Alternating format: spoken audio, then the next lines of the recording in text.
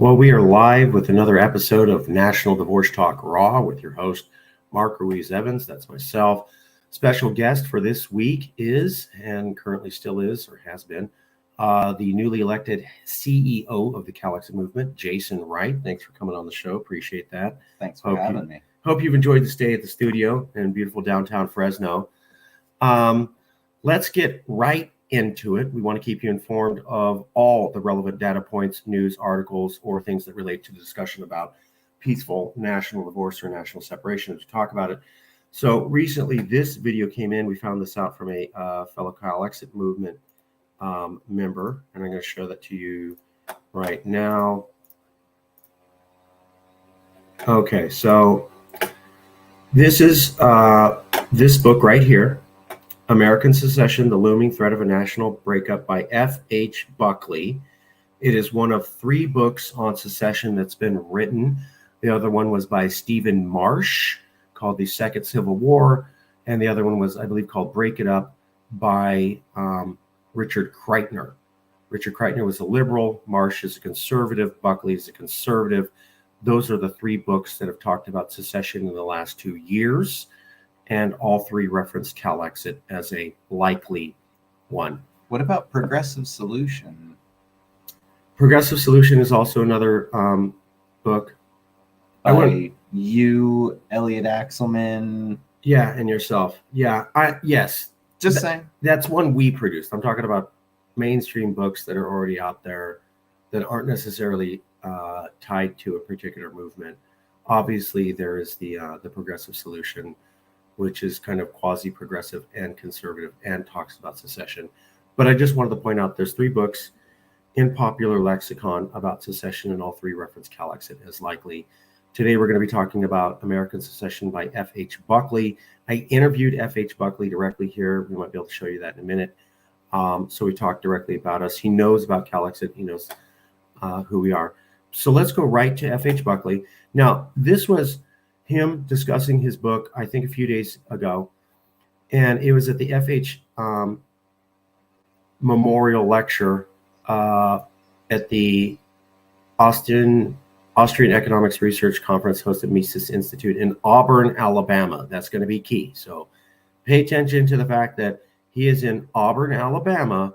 Not Auburn, California. Yeah, talking about secession a few days ago. Let's take a listen to what he was talking about. An hour and take questions, and I've exceeded that, so let's do questions now, okay? Yeah, and speak up. Yes, sir. Do you have any thoughts on when the dust settles, what the new political landscape might look like in the United States? The new what landscape? The new political landscape, what the country, how the breakup would actually take shape. The new landscape in terms of whether there'd be a breakup or just generally? I'm sorry, like if this were to happen, do you have any thoughts on what the new countries would be like? If there were a new country, if there were a breakup? Oh, well, I suggested that if it happened, it would be liberal America splitting up from a Trumpified rest of the United States, right? And in that case, they can in California have all the drag queen story hours they want. We don't, fine, go for it. Okay, so that was clearly a dig at California. Well, let's just go. What are your thoughts seeing that right there? What are your initial thoughts? Well, yeah, so they can have all the drag queen story hour that they want. Definitely a cut. But I get that what he's saying there is kind of what I was saying yesterday during our talks of I support your right to choose for yourself. And I hope that you supporting right to choose for yourself will lead you to be able to support my right to choose for myself. That he, maybe he's not from Alabama. I don't know too much. He's from Canada originally. He's there in Alabama. Maybe he supports Alabama's right to be Alabama. And that's fine. as long as you're still going to be supportive of Georgia being Georgia and California being California, Texas can be Texas, right? Sure. And he does sound like he's a little tongue in cheek about it. Like, yeah, it's a little bit of a dig, but I mean, we've heard people actually spewing hatred against California, and he sounds more like it's a little jestful. So I'll go ahead and chalk that up to a little more of a joke with the serious undertone that California really could do it. I mean, that's the main part I noticed. Is he's saying that if it happens, it's going to be California and like first, and I guess that's probably because we have a decent percentage of our population that's at the very least interested in it. And sure, it's maybe a smaller chunk of the overall that's hardcore Cal exit, like the two of us, but there's still about half of California's voters that are at least interested in looking into it and like, well, there's nothing illegal with looking at it. And hey, if it's a lifeboat, potentially, I mean, we pray we don't need it, but if we do end up needing it, it's good to know that we've got it. So the fact that he sees that California would be the first one, it kind of reaffirms for me that what we've been working on all these years, what we've been saying all these years, what we've been doing all these years, it confirms that we have been on the right track. We have the right read on things. We're not just making it up, right? Which we've had a few people accuse us of that. Yeah. What grabbed me was, here is one of the top 3 experts on secession, wrote a book on it, recognized by that, former Donald Trump speechwriter, law professor at George Mason University, one of the top law schools in America, also was a lawyer in Canada, so he knows international politics. He studied secession in Canada. He is a respected law student or scholar here in America, and he was smart enough on American politics that a former president hired him to write speeches for him. And then he writes a book, and at the conference of his book on secession in Alabama, Southern conservatives, the South, where the Confederacy happened, says, it's the year 2022, professor, expert on secession. Who do you think is most likely to commit secession? And I got to imagine some of them thinking the South or Texas or something. He doesn't say Texas. He doesn't say the South. He doesn't say any part of the Confederacy. He doesn't say South Carolina. He says California. Now, I understand it's tongue in cheek, but it was also a subconscious response. That was not a prepared response. That was his off the cuff. Here's what pops into my head first. And the question is, who do you think is most likely to secede? Well, not you, Southerner or Texan. It's more likely California.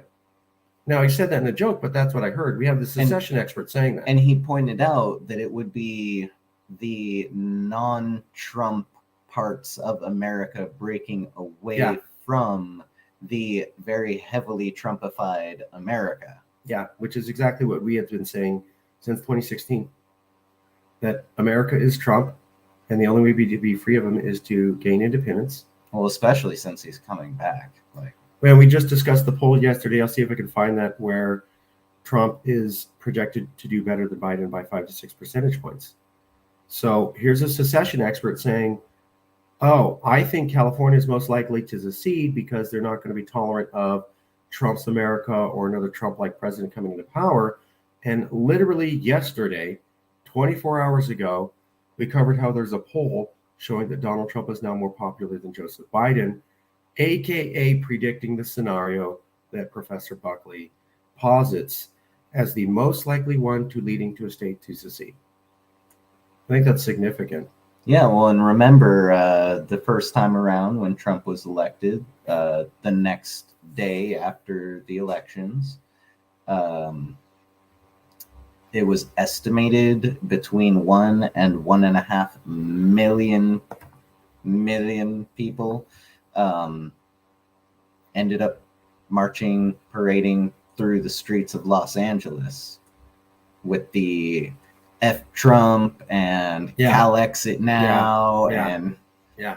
well, folks, if you're still out there, now's the time, because Yeah. that dude's coming back. Yeah. And they're going to have all three branches of the federal government this time. Yeah. His minions are going to be winning midterms. The Republican Party is tied to the Trump Party. Liz Cheney's attempt to reform the Republican Party as a bunch of never-Trumpers completely failed.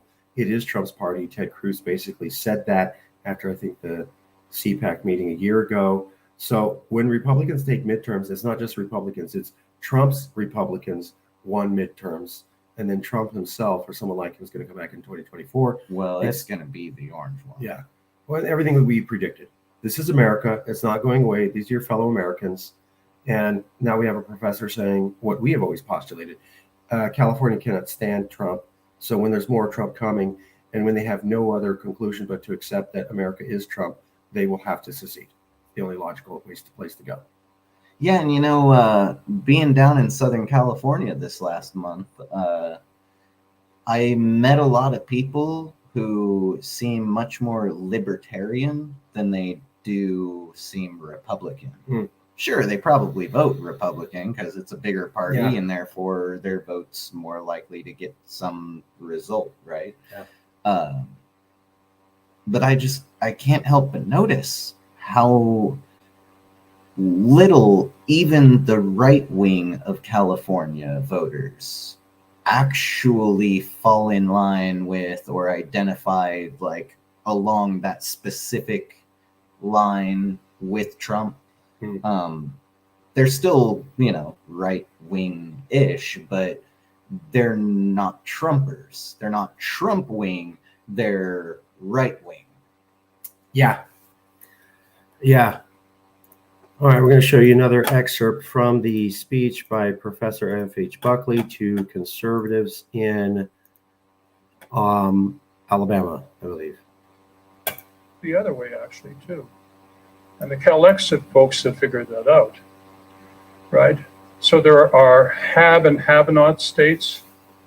There are states that are net recipients of federal largesse, and then there are the payers. And California is a payout state. So the people pushing CalExit in California say, look, we're sending so much more money to Washington than we're getting back. If we stopped funding the feds, and if at the same time we stopped contributing to the American war machine, we could fund a Medicare scheme for Californians. So put that to the average liberal California, and that would be a selling argument. All right, what do you think about that? It sounds like he has really been listening to what we've been saying, and he definitely agrees. Not that I really need someone to say, yes, Jason, you have it right, you are accurate. But it is nice to hear when someone of this caliber is not just basically saying what we're saying, and so, kind of confirms for us that we're right. But he is actually saying, those folks at CalExit figured this out. Well, that was you and me. Yeah. Yeah. So we have F.H. Buckley's book, American Secession, and I am turning to page 87. I'm just going to, sorry, Jason.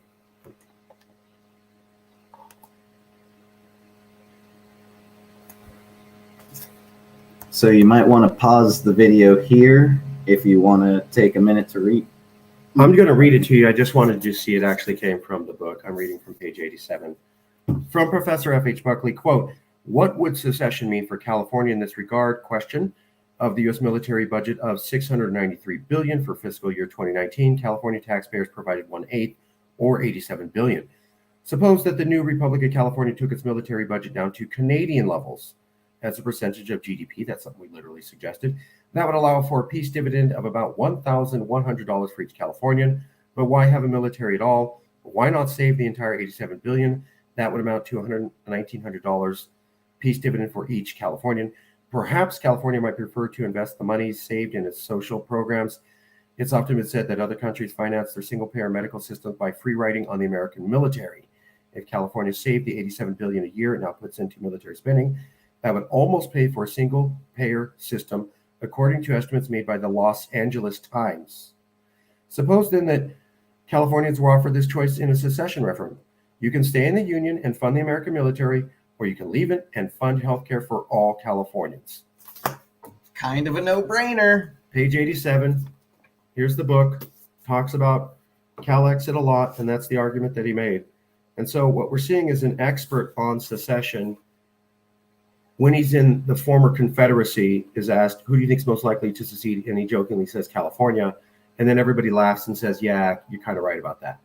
And then he also disparages our culture, and people from the South laugh at us, which is also something that we pointed out, which is why we think we can get the votes, because they don't like our culture. And then he also points out that we're a donor state, and that if we left, we'd save so much money, we could have basically the dream of all Californians, which would align us more with the modern Western world of Japan and the European Union, of single-payer healthcare, which is probably never going to come to America. Yeah, as much as our friends in Finland, Germany, France, Scotland, all over, really, as much as they try, it's pretty clear America is never going to get on board with doing the right thing, with helping the people, with, because this American mentality of if you need help, then you're doing wrong and you're doing things wrong. You're not living right. And therefore I shouldn't help you, or else it just reinforces bad behavior, like you're a dog or something. And this is the way most of America seems to operate when it comes to pretty much anything that has to do with doing right by the people. It's almost like the government of America forgot that it works for the people and that it's there specifically to do for the people. Almost like California has really no other options other than to CalExit, to get out from under that boot that says, no, if you can't live under my boot with my full weight on your neck, then you don't deserve to be alive anyway. I'd like to read two other quotes from Professor Buckley. Oh, page 9. Sorry, Jason. Page 19. That's me, referenced by name. CalExit movement. Based in the headquarters, Fresno. It's there in the book too. So you're in Fresno. You're in the headquarters of CalExit. You're the CEO of CalExit, as mentioned in this book. See, literally history going on right here. I want to read two quotes to you, and tell me if you see what I see. Okay, this is a test. That was something of which the Americans were That was something of which the Americans were well aware in 1776, and in case they had forgotten, Tom Paine reminded them of it in common sense. The 7 Years' War had doubled Britain's public debt to 140 million pounds, on which it paid 4 million a year in interest in pounds. But an independent America would be debt-free, said Paine, and could more cheaply build its own navy than subsidize the Royal Navy. Page 41. What does that sound like to you? Well, that sounds an awful lot like secession. It sounds an awful lot like what we've been kind of aiming for is, why should California's 40 million people who, a lot of Californians sign up to the military, a lot of Californians get hated on while in the military, and then a lot of Californians, when it comes time to send troops to the front lines, it's actually mostly Californians that get sent to the front lines. They save their beloved Texans and Alabamians and Georgians and Floridians, but the Californians, no, they're cannon fodder. Highest number of KIA in the Iraq War, Californians. Second highest, Texas. That's a fact. Most number of protests against the Iraq War, California. We had 2 of the million people protest. New York had 1. So 2/3 of the protests against the Iraq War that went over 1 million people were here in California. And yet the state that lost the largest number of human beings in the Iraq War that we opposed was California. And the state that paid the most into the U.S. military to fund the Iraq War was California. So when we don't like wars, what happens is we pay the most for them, and we have the most of our sons and daughters killed and having their legs and arms blown off, and then we get to take care of them. I'm in Fresno. We see vets all the time, and they are not taken care of by the federal government. So we don't like wars. America fights wars, and then we pay for it with our money more than anyone else in America, and we pay for that with our lives more than anyone else in America, and then we deal with the repercussions of broken souls more than anyone in America. And that's the good deal that we get. Whereas if we gave that up, we could literally Good deal. Yeah, we could literally save all that money, not have people get killed or blown up, not have to deal with them wandering the streets like zombies for the next 35 years, just like we did Vietnam, and we could have single-payer healthcare. And as one of the largest agricultural entities of the entire planet, California could most likely, I'm not going to give a guarantee, but I'm pretty certain most of the world would say, California produces more of the world's food than any one other country. Maybe it's okay that California doesn't want to be involved in wars around the world and doesn't want to support wars around the world and would rather do things like send food aid to places around the world where people need food. I think most of the world would be okay with that. One more quote, page 39. The referendum failed, however, as very narrowly did another referendum in 1995. The second referendum was 43 words long and asked for a mandate for Quebec sovereignty, again in murky language that might not have seemed threatening. Had that Quebec referendum in 1995 passed, however, the French government was reportedly ready to recognize Quebec as an independent country the next day. Period.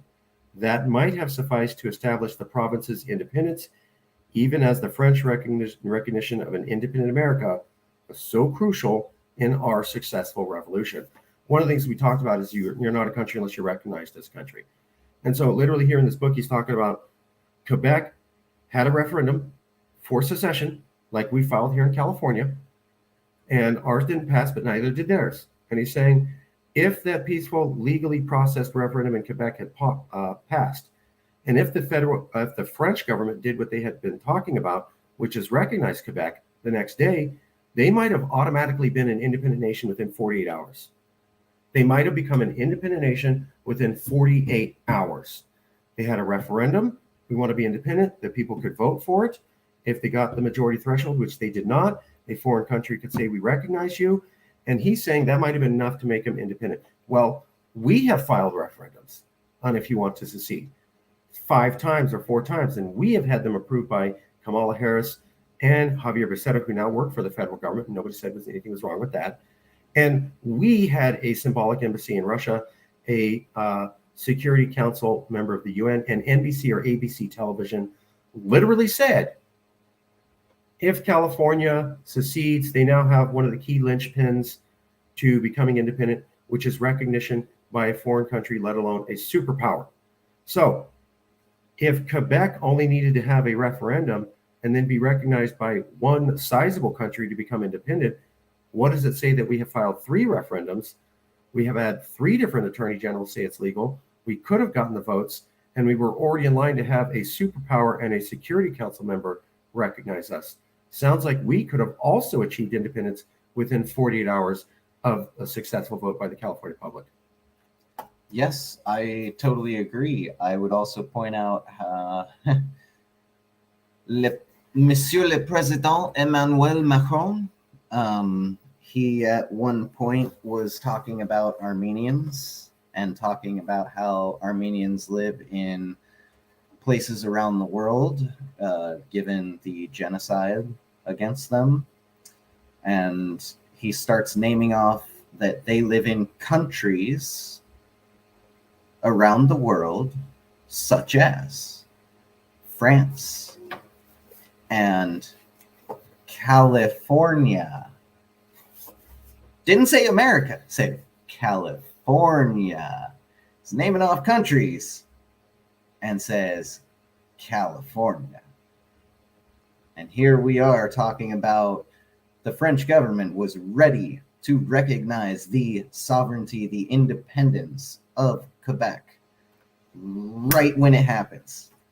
And they refer to California as basically a foreign country when talking about handling the Kurds, I think you pointed out. Yes, that as well. Yeah. Yeah. I would also point out that, a non-French related example, nothing to do with France or California. Another example of this is, and a very recent and still ongoing example, Russia acknowledged the independence, openly recognized the independence of Lugansk and Donetsk People's Republics. Right. They are their own countries. They voted legally to not be Ukraine, not be Russia, just be their own. Yeah. And they had the option to stay as Ukraine or to go be part of Russia, yet they chose the third option of neither of them, let's be our own. And they had a referendum and a vote, and they chose independence, which is a right under the UN. Now, Ukraine didn't like that and shelled them. Obviously, Putin's invasion of Ukraine is not okay and not good, and it's wrong. However, without getting distracted on the subject, I say it's no worse than what America did in Iraq. And I challenge anybody to debate me on that. And Iraq, Sudan, the Sudetenland, so here's Iran. Here's another point. Afghanistan. Let's get that up there so you can see that. This actually came from the book. And then, so that sentence here and this sentence here. And I'm going to read it to you now so you can see. And this is from the book, Session by F.H. Buckley. The 1983 Vienna Convention on Secession of States in respect of state property, archives, and debts would require a seceding state to assume an undefined, equitable portion of the national debt. But it has been signed by only 22 countries and not by Canada or the United States. By David S. Bloom in an article called The Apportionment of Public Debt and Assets During State Secession, published by Case Western Reserve Journal of International Law, Volume 29, Number 2, 1997, page 263 to 298. Seceding states that emerged from colonial rule as America did in 1776 would begin with a clean state. However, so the reason I bring that up is that America's backing Ukraine. And one of the concerns that Russia has brought up is when we were the Soviet Union was this big collection of people and money, and it collectively invested in infrastructure in Ukraine, specifically these gas pipelines to pump oil and gas from the USSR into Europe. Now, when Ukraine broke away from Russia, they said, we're keeping the infrastructure. And Russia said, okay, but you should pay us for it because we as a collective invested into it. You did not buy that all by yourself. The Soviet people did, and most of the money came from Russia. And so therefore, if you're going to secede, you should pay your fair share of debt. The Ukrainian government said, we're not doing that. We're just going to keep the infrastructure that we did not buy, and you, our version of the federal government, did, and tough. And America completely backed Ukraine's stance. Now we read that in 1983, when nobody was talking about secession in California or Texas, at least at this level, or Ukraine seceding from Russia, so it's a pure slate 1983, America said, oh, is there a treaty saying that if someone secedes, they have to pay an equitable portion of the debt? No, I don't want to sign that.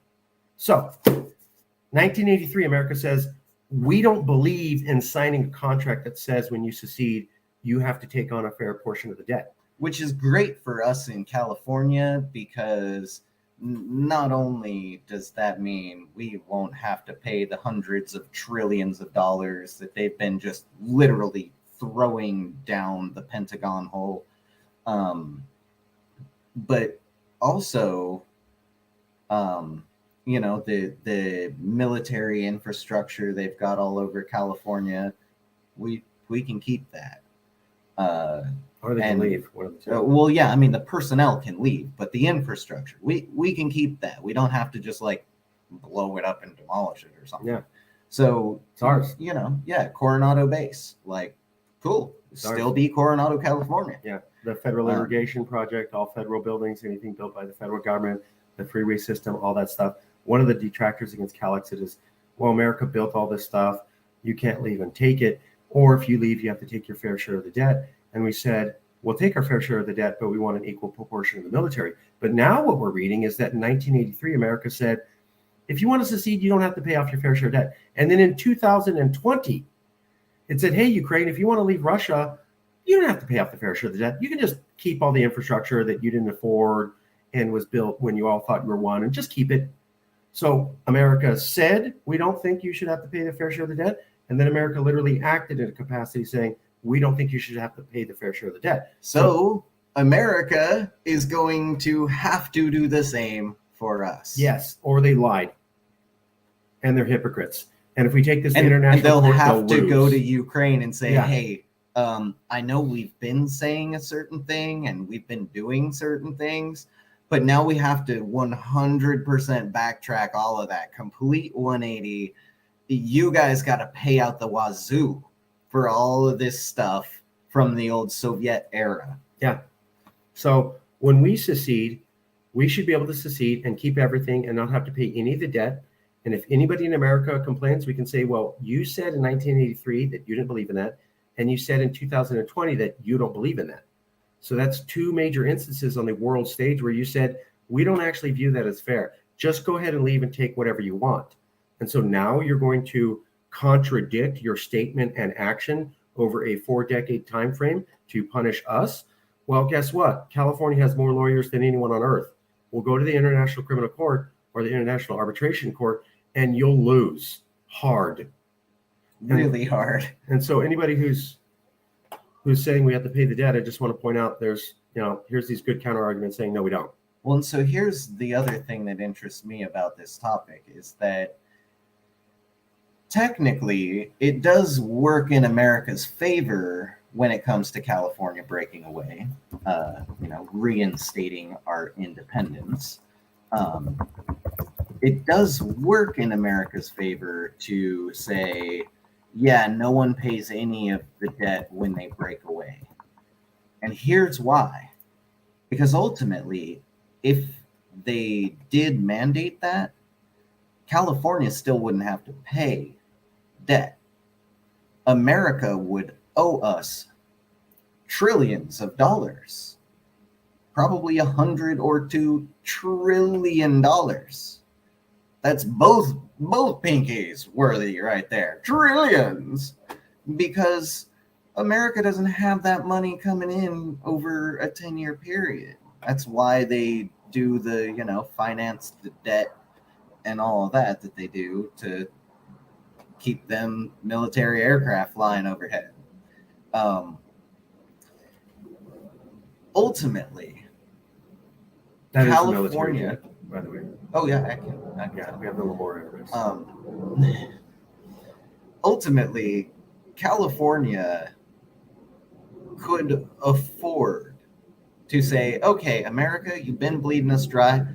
We're not going to come at you and mandate that you pay everything back. We're just going to say, get your personnel. You can go. You'll be unharassed, uncontested, right? But just go back home to America, because this is not America. This is California. And you won't have to pay us anything. Just get your stuff and go. And we could afford that. America really can't afford to not try to charge us hundreds of trillions of dollars, because they frivolously overspend based on projected future debt, right? And like future possible income from sales of weapons and war and the pillaging of resources from varying nations from those wars. It's, well, we'll send 100,000 troops and 50,000 aircraft and 20,000 tanks and 5,000 naval, vessels. And that will get us this country that will be worth this much in resource to us. This is how the United States government thinks. This is why they operate the way they do. That's how they think. So they really can't afford to just let us go. But guess what? They will have to, or else they will have to go back on their own word to people that they are currently saying the opposite thing. It's a legal precedent. Once you do that, you set a legal precedent. So you do something on the international stage and you just say it's cool and we back that. You're saying, I interpret the law saying this is legally okay. America breaks away from, or California breaks away from America. America breaks away from pretty much all of their allies because they have to stop all the wars, all of them, because they can't afford it anymore. I'll show you real quick. This is the interview we did with F.H. Buckley 2 years ago. And it's on, if we didn't have to pay subsidized U.S. military, we could afford single-payer health care. Just play you a clip of that. You can go to my YouTube channel to learn more about that. Which that might happen. I won't talk about what might provoke this. Sure. Fair enough. Argued for some years is that things we regard as constitutionally impossible are indeed quite possible, and he concentrates on things like nullification and interposition. The idea that states still have rights which have not been submerged by the federal government, and that includes the right to disregard federal laws. So let's get right into the meat of this. Can a state secede? And if so, how? Well, there are a couple of ways in which that might happen. I won't talk about what might provoke this. Sure. So that's basically, I just wanted to see that we did the interview with him. This is the same man speaking here at 32:53 and the same man speaking here at 44 minutes in. And this is his book. And we also read you some literal quotes from his book, basically showing how he backs up a lot of the arguments and predictions that we made here at CalExit. Final thoughts, feelings, wrapping it up. What do you think, Phil? Well, my thoughts and feelings are that it is more than abundantly clear now to not just us, but to the mainstream American media that midterms are going to go heavily in favor of Team Red. That means that 2 of the 3 branches will be controlled. The judicial and the legislative branches of the federal government will be controlled by Team Red. 2 years after that, the Great Orange One and Team Orange come in and retake the executive because they've got the other 2 branches already. Yeah. And those are the 2 branches that when you control those, you pretty much get the executive. So on the whole government. So they will have the entirety of the federal government. And as we saw last time, the moment the Great Orange One comes in is the moment that people are marching by the millions through the streets of Los Angeles, California, saying, oh, hell no. So rather than wait for that day when he retakes the office, let's just CalExit now. Read the writing on the wall. It's written in the blood of everyone from the last like 16 years or so. And it's not just the orange one who did it. It's the orange one, the current one who was vice president for the guy before the orange one. It's the guy before them, the guy before them, the guy before them. Okay. Right. So really, let's just finally do it now. Let's get it done before it's too late. Because once they control all three, yeah, we've got legal standing and legal precedent, but we've seen how little those sorts of things matter to varying members of Team Red and Team Blue. Yeah, I've seen establishment get law professors go on TV and lie about the law. So I mean, when you're there, it's there's really nothing off limits. Yeah, you don't wait until you're falling off the cliff to think about maybe I should have packed a parachute.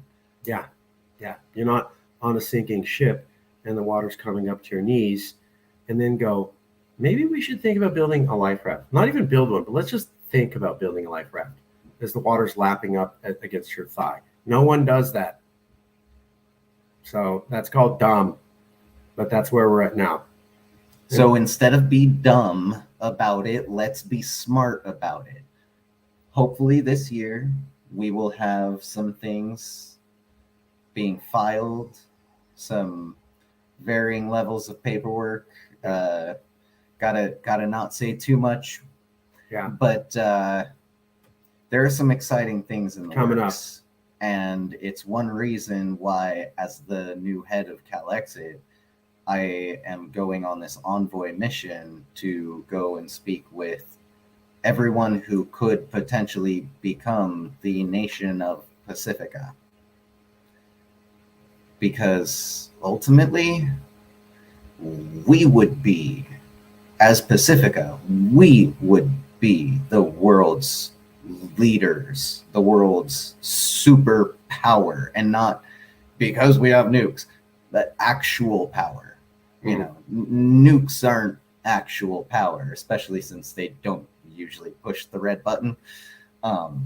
It's the threat, right? That's not real power. Real power is being able to say, you know what? Hold on.